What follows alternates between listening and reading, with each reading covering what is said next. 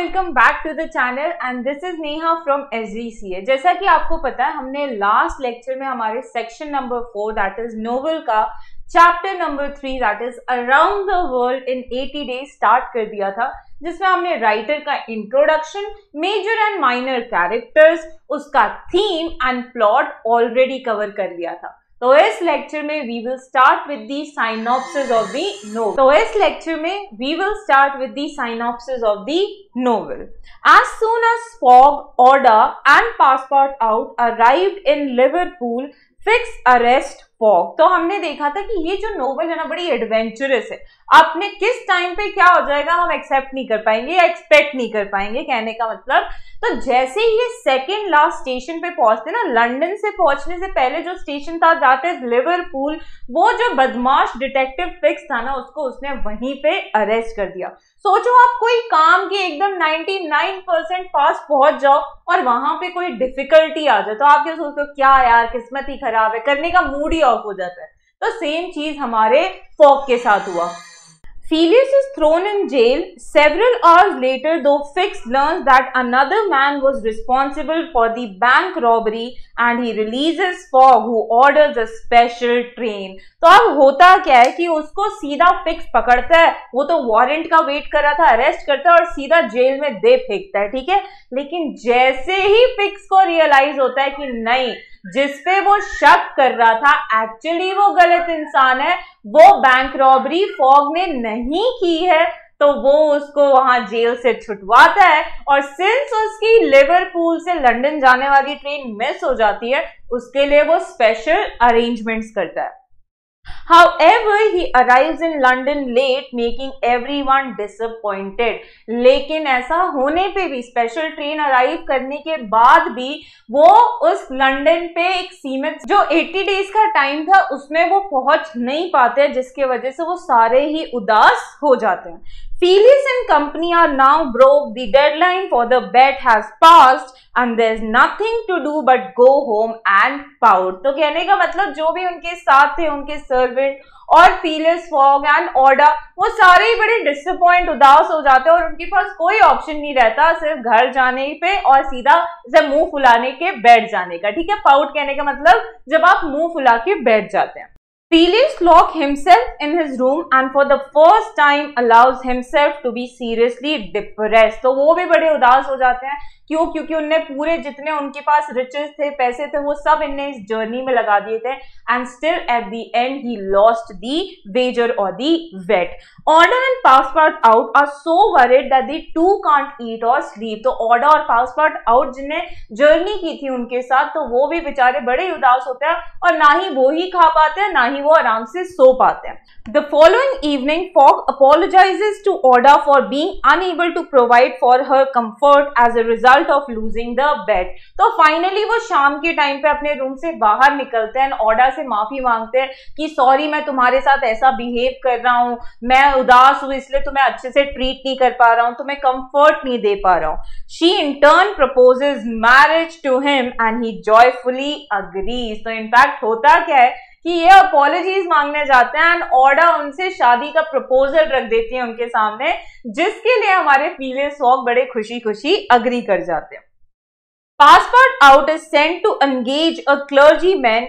He runs off to get a reverend to marry Fogg and Order the next day, which they all think is Monday.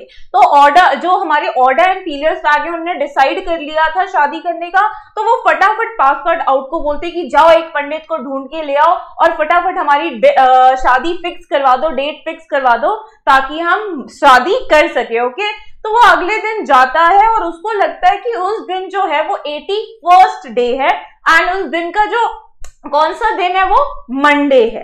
While running to grab the nearest preacher to marry Filius and Order, Passepartout that it's actually Sunday, not Monday like the group has been thinking. तो जब वो बाहर निकलता है तो वो देखता है कि ये तो आज मंडे नहीं है भाई, ये तो संडे है। दैट इज उनके ट्रिप का 80th day. By traveling eastward around the world, Filius, Fogg, master calculator and obsessive organizer, has forgotten the time he has gained by journeying through all those time zones. अब इनने एक दिन कैसे extra पाया या एक दिन का गेन इनको कैसे हुआ, तो इसमें थोड़ा हमें ज्योग्राफी समझनी पड़ेगी। आपको पता है कि धरती पे हमने लैटिट्यूड्स लॉन्जिट्यूड्स बनाए हैं जिसे हम टाइम जोन्स डिवाइड करते हैं। तो जब भी आप पूरे धरती का ईस्टवर्ड ट्रैवल करते हो या धरती में एक कंट्री और दो कंट्री के बीच में ट्रैवल करते हो और जब आप ईस्ट की तरफ मूव करते हो, यू आर गेनिंग टाइम, मतलब आप टाइम गेन करते हैं। तो ये जो हमारे फिलियस फॉग थे जो कि मास्टर कैलकुलेट थे, ये एक पॉइंट मिस कर जाते हैं। Okay, he learns that their journey through the time zones had gave them a day and that they are not at all late। तो फिलियस फॉग को पता चलता है कि ईस्टवर्ड डायरेक्शन में ट्रैवल करने के वजह से उन्हें एक दिन का गेन किया है और वो अभी भी शर्त नहीं हारे हैं। Passport out races home, grabs Phileas by the collar, shoves him into a cab and deposits him at the club। तो पासपोर्ट आउट एकदम फटाफट घर भाग के जाते हैं और फिलियस फॉग को कॉलर से पकड़ के कैब में धक्का मार के एकदम बिठा देते हैं और सीधा उनको रिफॉर्म क्लब पहुंचा देते हैं। Phileas presents himself within minutes to spare and effectively wins the bet। तो जैसे ही फिलियस फॉग पहुंचते हैं ना, तो 80 डे होने में कुछ ही मिनट बचे थे। He is rich once more, but more important, as he says to himself, he has won the heart of a charming woman। तो ये तो हमारे एकदम प्यार के आशिक हो गए थे। तो जैसे ही ये शर्त जीत जाते तो इनको फर्क नहीं पड़ता कि ये पैसे जीत गए, बट इनफैक्ट ये अपने आप को बोलते हैं कि पैसे जीते हो उसका मुझे कोई फर्क नहीं है, but I have one the heart of a very charming women, जिससे वो अब शादी भी करने वाले, तो उनकी खुशी अब दुगनी हो जाती है। So this was the synopsis of the novel. Now we will start with the actual chapter around the world in 80 days। Chapter number 34, in which Phileas Fogg at last reaches London। Phileas Fogg was in prison. He had been shut up in Custom House and he was to be transferred to London the next day। तो जैसा हमें पता है कि Liverpool में हमारे fix को वो वारंट मिल जाता है जिसकी वजह से फिलियस फॉग को अरेस्ट कर लिया जाता है और डिसाइड किया जाता है कि अगले दिन उनको लंदन ट्रांसफर किया जाएगा। Passport out when he saw his master arrested would have fallen upon Fix had he not been held back by some policemen। तो ये देख के पासपोर्ट आउट को इतना गुस्सा आया कि वो फिक्स को उसी टाइम कूट देता अगर किसी पुलिसमैन ने उसको पीछे से नहीं पकड़ा होता। Oda was thunderstruck at the sadness of an event which she could not understand। तो ये बात ओडा समझ नहीं पाई थी। क्यों? क्योंकि ओडा उनको तब मिली थी जब ये अपनी जर्नी कर रहे थे, जब वो बॉम्बे कैलकाटा में मूव कर रहे थे, इंडिया को ट्रैवल कर रहे थे, तब जाके इनको ओडा मिली थी। इसलिए उनको उसकी हिस्ट्री नहीं समझ आई और वो बड़ी ही कंफ्यूज होगी कि क्यों फिलियस फॉग को अरेस्ट किया जा रहा है। Passport out explained to her how it was that the honest and courageous Fogg was arrested as a robber। तो फिर पासपोर्ट आउट रेस्क्यू में आते हैं और ऑर्डर को सब समझाते हैं कि क्यों फॉग को अरेस्ट किया जा रहा है, किस कारणवश उसको अरेस्ट किया जा रहा है। The young woman's heart revolted against so heinous a charge, and when she saw that she could attempt do nothing to save her protector, she wept bitterly। तो ये देख के उसको बड़ा ही गुस्सा आया कि ये कैसा एग्जाम, ये कितना गंदा एग्जाम तुमने हमारे फिलियस फॉग पे लगा दिया है। तो जब उसने पाया कि वो उस सिचुएशन में कुछ नहीं कर सकती तो वो जोर जोर से एकदम रोने लगी। As for Fox, he had arrested Mr. Fogg because it was his duty whether Mr. Fogg was guilty or not। तो आप यहाँ पे फिक्स को भी कोई इल्जाम नहीं दे सकते या उससे गुस्सा नहीं हो सकते। He was just doing his duty, जो उसका काम है वो कर रहा था। The thought then struck Passport out that he was the cause of his new misfortune had he not concealed Fix's errand from his master। When Fix revealed his true character and purpose, why had he not told Mr. Fogg? तो इतना loyal था वो passport out कि उसको लगा कि ये जो अरेस्ट हुआ है फिलियस फॉग, उनका मास्टर, वो सारी उनकी गलती है। जब ही उनको लगा था कि फिक्स उसके पीछे पड़ा हुआ है, फिक्स ऐसा सोच रहा है, तो तभी उनको फिलियस फॉग को ये सारी बातें बता देनी चाहिए थी। एटलीस्ट फिलियस फॉग थोड़ा अलर्ट मोड पे आ जाते और ये फिक्स का ख्याल रखते। If the latter had been warned, he would no doubt have given Fix proof of his innocence and satisfied him of his mistake. At least Fix would not have continued his journey at the expense and on the heels of his master, only to arrest him the moment he set foot on English soil. तो वो बोलते हैं कि अगर उनने Warne कर दिया होता फिलियस फॉग को, तो एटलीस्ट फिलियस फॉग को ये खबर रहती और वो फिक्स को अपना इनोसेंस होने का प्रूफ दे देते। और अगर फिक्स तो भी उसकी बात नहीं मानता, तो एटलीस्ट वो ये जर्नी स्टार्ट ही नहीं करते जिसमें इनके इतने सारे पैसे लगे हुए थे। Passport out wept till he was blind and felt like blowing his brains out. तो वो भी एकदम जोर जोर से रोने लग गया, इतना रोया कि आंख खुल गई, उसको इतना रो लिया कि उसको आगे दिखाई नहीं दे रहा था और एकदम परेशान हो गया था। ब्रेन्स आउट कहने का मतलब बहुत ही ज्यादा परेशान हो गया था। Order and he had remained despite the cold under the portico of the custom house. तो जहां पे ये अरेस्ट हुआ था, जहां पे भी ये कार्रवाई चल रही थी, तो उसके बाहर एक छोटी सी गैलरी होती है जिसे पोर्टिको बोला जाता है। तो वो दोनों वहीं बैठ के रो रहे थे और फिलियस फॉग तो अंदर जेल में बैठा हुआ था। Neither wished to leave the place. Both were anxious to see Mr. Fogg again. वहां पे इतनी ठंडी थी कि बैठना मुश्किल था, लेकिन तो भी ये दोनों इतने लॉयल थे फिलियस फॉग की तरफ कि वो वहां पे बैठे रहे और वेट करते रहे कि कब वो उनको अगली बार देखेंगे। The gentleman was really ruined, and that at the moment when he saw about to attain his end. तो ये तो जेंटलमैन तो पूरा बर्बाद हो गया था। सोचो आप अपनी जिंदगी भर की कमाई एक शर्त पे लगाते हैं और अब आपको दिखता है कि आप तो वो शर्त जीत ही नहीं सकते, तो फर्स्ट ख्याल हमारा सुसाइड का आता है। काइंड ऑफ फिलियस फॉग को भी तो ऐसा ही लग रहा होगा। This arrest was fatal. जानलेवा थी ये arrest. Having arrived at Liverpool at 20 minutes before 12 on the 21st of December, he had till a quarter before 9 that evening to reach the Reform Club. That is 9 hours and a quarter. The journey from Liverpool to London was 6 hours.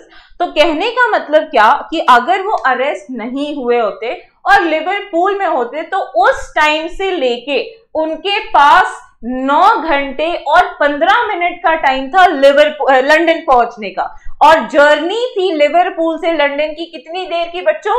6 hours. कहने का मतलब extra तो भी उनके पास 3 घंटे और 15 minute थे, लेकिन अब तो वो अरेस्ट हो गए थे। तो अगर उनका अरेस्ट का प्रोसीजर 2 घंटे या 2.5 घंटे में भी खत्म हो जाता, तो भी उनके हाथ में थोड़ा सा टाइम रहता अगर बीच में कोई रुकावट नहीं आती। तो जैसे जैसे टाइम बीत रहा था, ऐसे ऐसे वो और ज्यादा एंशियस होते जा रहे थे।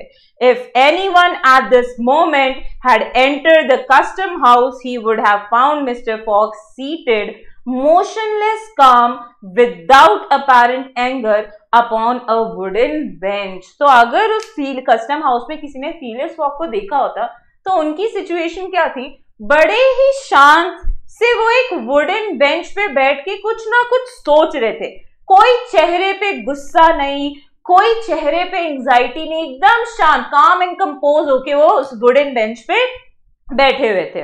आगे का लेक्चर कंटिन्यू करने से पहले मैं आपको एक छोटी सी इन्फॉर्मेशन प्रोवाइड कर देती हूँ कि हमारी जो SGCA के लेक्चर्स होते हैं ना, वो 2 टाइप के होते हैं। एक यूट्यूब सीरीज जैसा कि आप मुझे अभी देख रहे हैं, एंड दूसरा premium online live classes. Premium online live classes में आपको दिखाए गए फैकल्टी से आप G-Meet पे फेस टू फेस बात करते हैं। एंड दूसरी इंपॉर्टेंट चीज क्या है, तो आपको यहाँ पे ऑनलाइन बैकअप प्रोवाइड किया जाता है। प्रीमियम बैचेस की कुछ और भी फैसिलिटीज हैं जो कि आपको स्क्रीन पे दिख रहे हैं, and you are provided with hard copy notes. The courses which are offered by SGCA are 11th, 12th, BCom and CA Foundation. So for admission and more details, you can call us or WhatsApp on the number shown on the screen. चलिए फिर आगे का lecture continue करते हैं। He was not, it is true, resigned, but this last blow failed to force him into an outward betrayal of any emotion. कहने का मतलब गुस्सा नहीं थे या उदास नहीं थे, लेकिन ये ऐसी चीज हो गई कि वो एकदम इमोशन लेस हो गए, वो अपने आप को ही एक्सप्रेस करना भूल गए.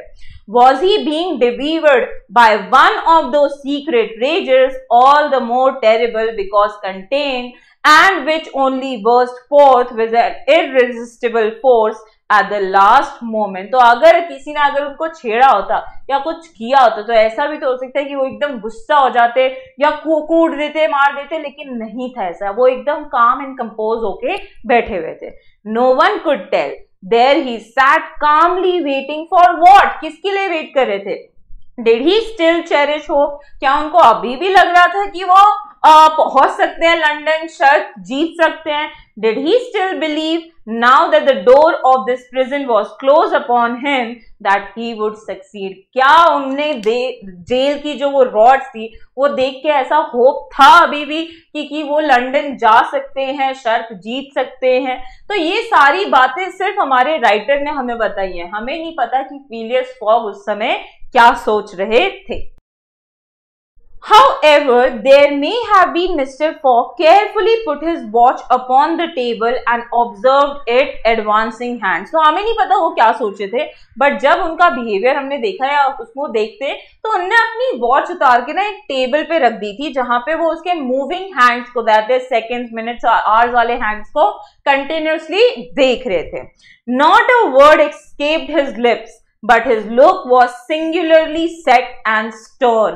उनके होठों में से कोई भी आवाज या कोई भी शब्द नहीं निकल रहे थे, बट उनकी आंखें एक टक होके सिर्फ उस वॉच को ही देख रही थी. The situation in any event was a terrible one and might be thus stated. If Phileas Fogg was honest, he was ruined. If he was a knave, he was caught. तो कहने का मतलब उनके लिए ना ये एक बहुत ही ज्यादा डिफिकल्ट सिचुएशन थी.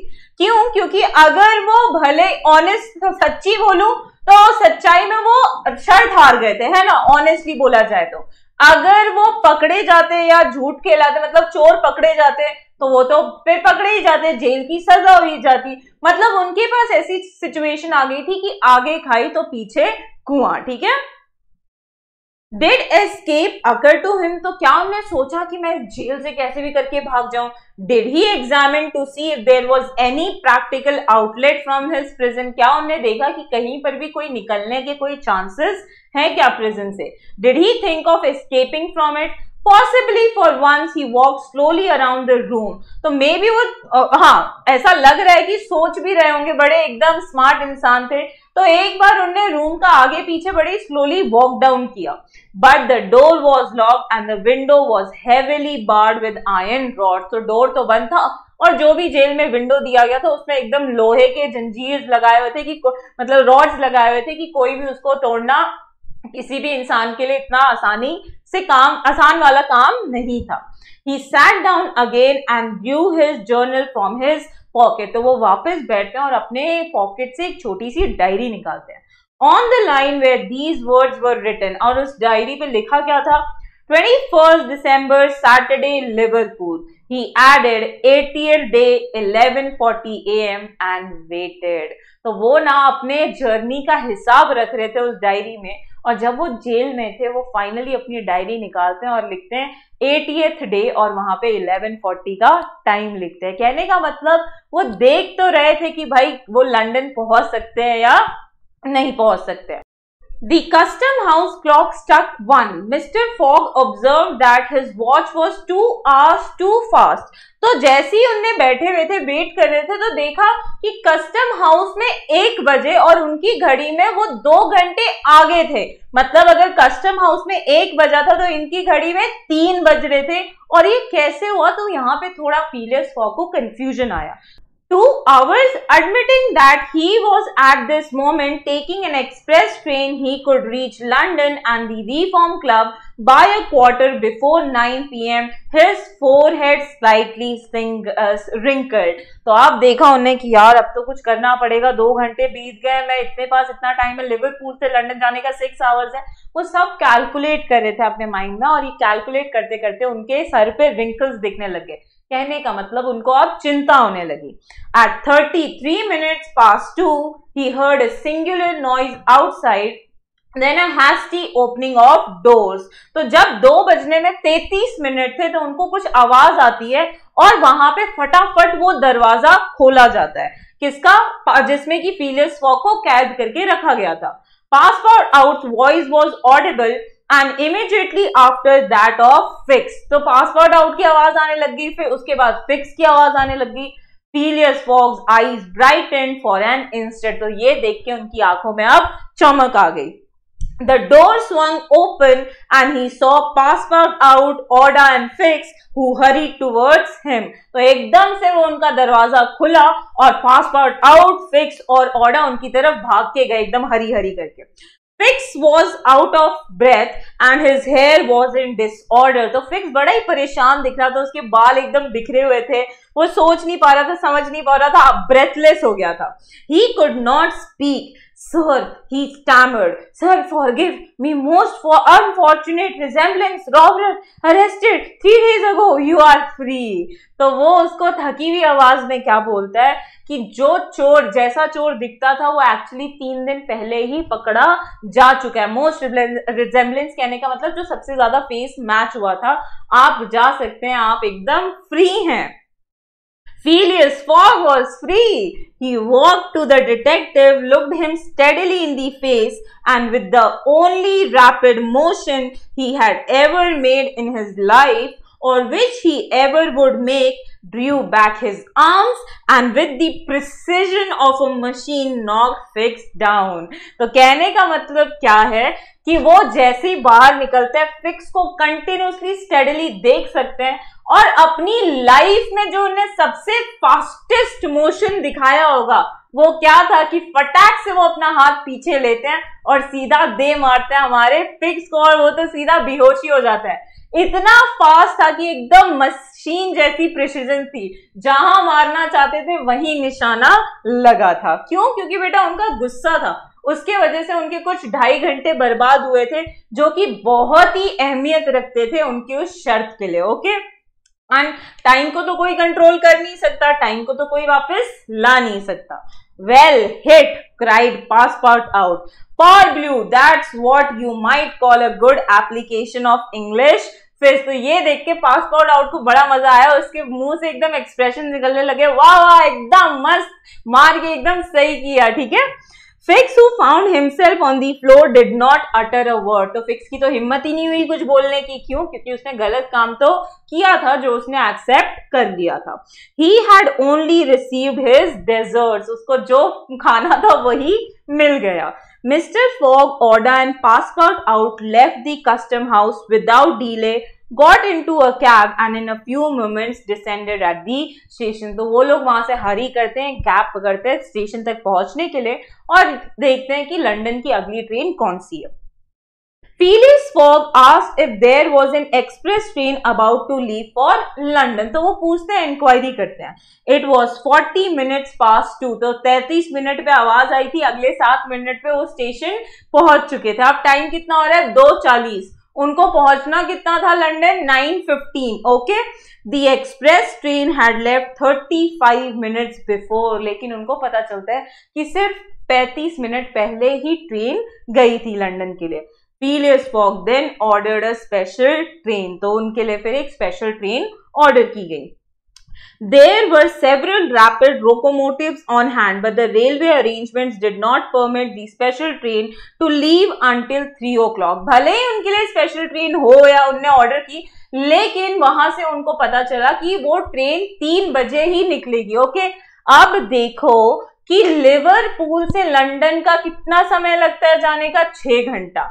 3 बजे निकलती तो वो कितने बजे पहुंचते? 9 बजे। तो उनके पास सिर्फ 15 मिनट्स रहते रिफॉर्म क्लब पे जाके अपनी शर्त जीतने के लिए। At that hour, Phileas Fogg, having stimulated the engineer by an offer of a generous reward, at last set out towards the London with Oda and his faithful servant। तो उस time वो क्या करते हैं, बहुत बड़ा, वहां पे जो रेलवे इंजीनियर होता है उसको बहुत बड़ा अमाउंट प्रॉमिस करते हैं कि तू ये रिवॉर्ड रख ले, लेकिन अभी ट्रेन चालू कर दे। और ये रिवॉर्ड सुन के वो भी खुश हो जाता है इंजीनियर, और वो चल निकलता है इनको लंदन पहुंचाने के लिए। It was necessary to make the journey in 5 hours and a half, and this would have been easy on a clear road throughout। तो अब इनके पास ये कंपल्सेशन आ गया कि इनको ये जर्नी 5.5 आवर्स में ही कंप्लीट करनी होती। बट ये कब पॉसिबल होता? जब ट्रेन को कहीं रुकना नहीं पड़ता, कहीं डिले नहीं आता, कोई स्टेशन पे वेट नहीं करना पड़ता, या कोई ट्रेन और नहीं उनको क्रॉस करती तब। लेकिन ऐसा आइडियल कंडीशन है क्या बच्चों? नहीं।